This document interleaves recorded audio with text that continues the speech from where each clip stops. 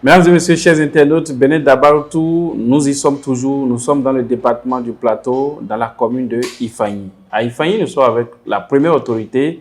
Nous allons parcourir les atouts, les potentialités. Nous allons également parler des difficultés des populations d'Ifani. Nous ne manquerons pas de parler de la thématique de cette 4e édition de Benin Dabartou. Merci de nous suivre. Monsieur le maire, merci de nous recevoir. Je vous en prie.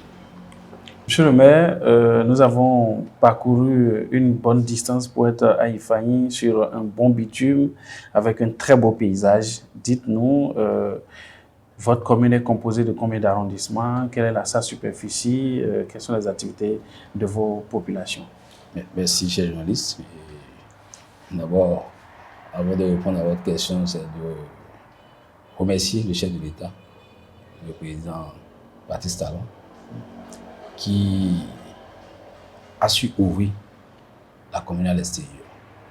Parce que ce que vous voyez n'était pas comme ça il y a 1 an. Ah bon? Donc, cette route que vous avez pratiquée, c'est la route nationale numéro 1. Numéro 1. Ok. La RNI1. Oui. Et c'est la première route du Bénin, mais qui depuis son 18 est dégradée. Et tous les gouvernements qui sont passés après son 18 n'ont pas pu faire. Donc, tout le remerciement de la population d'Ifani et au chef de l'État, qui n'a même pas promis, mais qui, lors de son passage en décembre 2020, a dit c'est une route qui sera faite. Et ou en 2022-2023, la voie a été réalisée. Donc, c'est d'abord lui qu'on doit remercier pour avoir permis à Ifani de s'ouvrir sur les autres communes du département et sur les autres départements du pays. La commune d'Ifani est une des communes du département du Plateau qui a une superficie de 242 km² pour une population de 110 973 habitants. Et cette commune a 6 arrondissements. L'arrondissement de Baningé, de Dagwe, d'Ifani, de Kokmo, de Lagoye et de Tchada. Et quand vous prenez les potentialités de la commune d'Ifani, c'est beaucoup plus l'agriculture et le commerce, surtout informel, et la contrebande.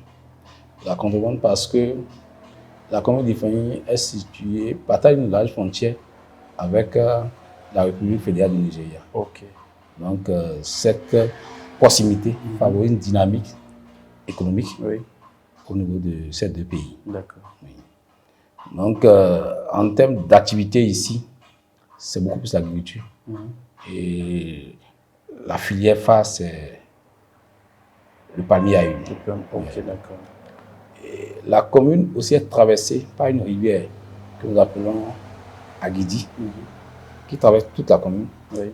Cette existence de rivière favorise les activités de maraîchage et des cultures de conservants. Et aussi, une filière aussi a commencé par émerger aujourd'hui, c'est la pisciculture. À cause de cette rivière, beaucoup de jeunes s'adonnent à la pisciculture. Donc c'est l'agriculture et le commerce transfrontalier qui sont les activités phares. La commune est une commune de transit pour la réexportation de beaucoup de produits comme le riz, qui va vers le Nigeria, les congelés qui vont aussi vers le Nigeria.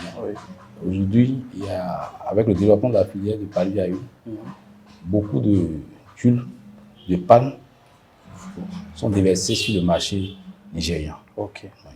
Alors, lorsqu'une commune a ses potentialités liées à sa proximité avec le Nigeria, lorsqu'une commune a ses atouts naturels tels que cette rivière Aguidi, ça veut dire qu'elle produit beaucoup de richesses.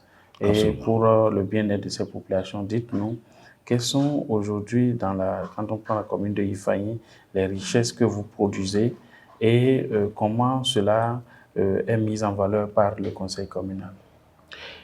Oui, déjà, avec ce que je dis, la possibilité du Ifani avec le Nigeria favorise des activités de contrebande. Tel que par exemple la vente de l'essence, oui, frelaté, oui. et tel que la vente de l'huile rouge, tel que la vente de manière saisonnière des produits de maraîchage. Ok. À des moments donnés, nous envoyons du... Donc, ce qui est produit ici est envoyé au Nigeria. À des moments donnés aussi, ça vient du Nigeria vers ici. Okay. Ça s'atteigne. D'accord. Voilà. Il y a aussi le poisson qui est envoyé, comme je vous l'avais dit tantôt, que il y a la filière de pisciculture qui a commencé par se développer. Oui. De telle sorte que nous avons un village qu'on appelle le village piscicole, oui, à Itasumba, qui est un village frontalier avec le Nigeria, oui, où se produit énormément de poissons qui est consommé par le marché nigérien. Donc, à ce niveau, nous nous efforçons pour commencer par prélever de la TDL, la taxe, la contribution au développement local au niveau de ces ressources. Oui. Et il y a, comme je vous l'ai dit, que c'est une commune de transit. Il y a des taxes sur le stationnement des véhicules, gros porteurs qui traversent la commune, qui sont prélevés. Oui. Il y a des taxes de stationnement sur les engins qui vont chercher le pétrole ou l'essence. Oui. Il y a des produits, les boissons du Nigeria qui envoient sur le marché ici, qui sont également taxés. Qui sont taxés. Nous allons aussi dans les marchés. Nous avons le grand marché, nous avons 4 grands marchés où les taxes sont prélevées par les agents collecteurs. Donc voilà, en gros, là où nous prélevons les ressources pour le fonctionnement de la... Alors, ces ressources prélevées doivent être investies dans plusieurs domaines tels que l'éducation, la santé. Dites-nous, quels sont les grands chantiers que vous avez en termes dans ces différents domaines de développement? Avec le conseil, depuis 2 ans, nous avons orienté nos investissements vers le secteur productif, et surtout les équipements marchands. Comme je vous l'ai dit, avec la proximité avec le Nigeria, il y a une dynamique économique. Et donc, pour pouvoir améliorer la promotion de l'économie locale, il fallait quand même investir dans les hangars, dans les marchés, investir dans les boutiques au niveau des marchés, investir dans le rechargement et l'entretien des pistes rurales pour faciliter le transport des produits des fermes et de la campagne vers les centres de ville. Donc, mais sans oublier aussi le secteur de l'éducation et de la santé. Donc voilà ce qui est... Donc tous nos investissements, c'est beaucoup plus dans les marchés. Je vous dis, avec l'arrivée du Conseil en 2020, nous avons décidé de transférer le marché, l'ancien marché, vers le site de Kenyata qui habite actuellement le marché, le plus grand marché du Fagne. Donc c'est un marché où autour du marché, il y a de grands magasins pour stocker du palmier, pour stocker de l'huile du palme, pour stocker aussi du maïs pour le rentage.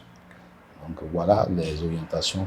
Parce qu'on se dit, depuis la décentralisation, depuis 20 ans, le défi majeur de toutes les communes, c'est la mobilisation des ressources propres. Et à l'heure où l'aide extérieure devient rare, où le FADEC aussi est là, mais il faudrait quand même travailler pour que nos ressources propres puissent évoluer. Et c'est ça qui pourra nous permettre de passer d'une commune à statut ordinaire vers une commune à statut intermédiaire. Donc, c'est le challenge que tous les conseils s'est donné depuis notre arrivée et des efforts se font. Au niveau aussi du domaine, nous avons des tâches que nous faisons sur les travaux de lotissement, qui sont aussi une source de revenus. Nous avons, avec l'aide de la communauté des communes du plateau, mené un projet sur la sécurisation des ressources au niveau de notre commune. Ça a permis d'installer dans toutes les communes du département du plateau le guichet unique qui permet de sécuriser et d'améliorer le recouvrement des ressources fiscales et des ressources non fiscales dans la commune. Aujourd'hui aussi, nous sommes en train de voir comment sécuriser le foncier pour que nous puissions prélever des ressources fiscales sur nos fonciers. Donc, il y a des opérations de recensement au niveau du foncier bâti et non bâti au niveau de la commune pour pouvoir prélever efficacement ces ressources fiscales. Monsieur le maire, tous ces efforts que le conseil communal sous votre lead est en train de mener ne porteront pas si il n'existe pas la paix et la cohésion sociale dans votre commune. Dites-nous d'abord, quelles sont les différentes communautés qui vivent à Ifani et quelle est la nature des relations qui les lient? Quelle est l'ambiance qui existe entre les différentes communautés? Oui, merci, cher journaliste. La commune d'Ifani est peuplée par plusieurs ethnies. Et les plus grandes ethnies, c'est les Nago, les Yoruba, les Goutoi et quelques Adja et Fon. Et depuis longtemps, ces communautés vivent dans une très bonne ambiance, qui vivent dans une certaine fraternité. Et qu'il n'y a jamais eu de conflit entre ces communautés. D'accord. Donc c'est des anciennes communautés qui ont toujours vécu ensemble sans aucun souci. D'accord. Monsieur le maire, c'est sûr que vos populations ont des besoins, ont des difficultés. Je suis sûr que l'une des difficultés qui étaient les votes, c'est la route. Maintenant qu'elle est réalisée, quelles sont les autres difficultés auxquelles les populations sont confrontées? Merci beaucoup. Et les difficultés sont de plusieurs zones. Effectivement, la plus grande difficulté, s'il faut le dire, c'était la route nationale numéro 1. Et depuis qu'elle est réalisée, on a eu un ouf de soulagement. Oui. Mais néanmoins, il y a encore d'autres difficultés. Les difficultés, c'est les difficultés d'accès à l'énergie électrique. Okay. Je sais que le gouvernement fait de grands efforts dans ce sens pour que nous puissions, à travers plusieurs projets qui sont menés, pour que tous les villages, quand même, d'ici l'horizon 2030, puissent avoir électrifié. Donc, à ce niveau, il y a de grands efforts qui se font. Les autres difficultés, c'est la difficulté d'accessibilité d'un arrondissement à un autre. Donc, nos pistes sont toujours pas praticables en toute saison. Oui. Et ça pose un problème pour le conseil communal. Le conseil essaie de faire, mais l'effort, à chaque fois, il faut reprendre. Donc, c'est pourquoi on plaide toujours auprès du gouvernement pour que le gouvernement soutient. Oui. Et il essaie de soutenir, donc qu'il soit toujours là pour que ces pistes soient entretenues en toute saison, afin de faciliter la circulation des personnes et des biens. Okay. Merci beaucoup, monsieur le maire. Je vous en prie. J'aurais aimé qu'on aille plus loin dans la discussion, mais la télé, c'est une question de sang. Votre mot de la fin. Et merci, chers journalistes. Et je tiens sincèrement à vous remercier pour le déplacement que vous avez effectué du parcours jusqu'à Ifani, chez nous. Et c'est le lieu de témoigner notre reconnaissance au chef de l'État pour les efforts qu'il fait tous les jours pour améliorer les conditions de vie des Béninois et les conditions de vie de la population d'Ifani en particulier. Parce que sous son règne, de grands chantiers ont été réalisés. Et je veux parler de la route nationale inter-État. Je veux parler des villages qui sont en train d'être électrifiés. Si on doit citer aujourd'hui, Ifani est en train d'évoluer en termes d'électrification. En termes d'accessibilité à l'eau aussi, c'est de grands efforts qui sont en train d'être faits. Donc, c'est le lieu de le remercier pour ce qu'il fait, pour l'appui qu'il fait à la population et au conseil communal. Et comme on le dit, c'est aussi, quand on remercie, c'est pour demander encore que l'appui soit toujours là, pour que d'ici quelques années, les grands enjeux de développement soient atteints au niveau de la commune. Je vous remercie.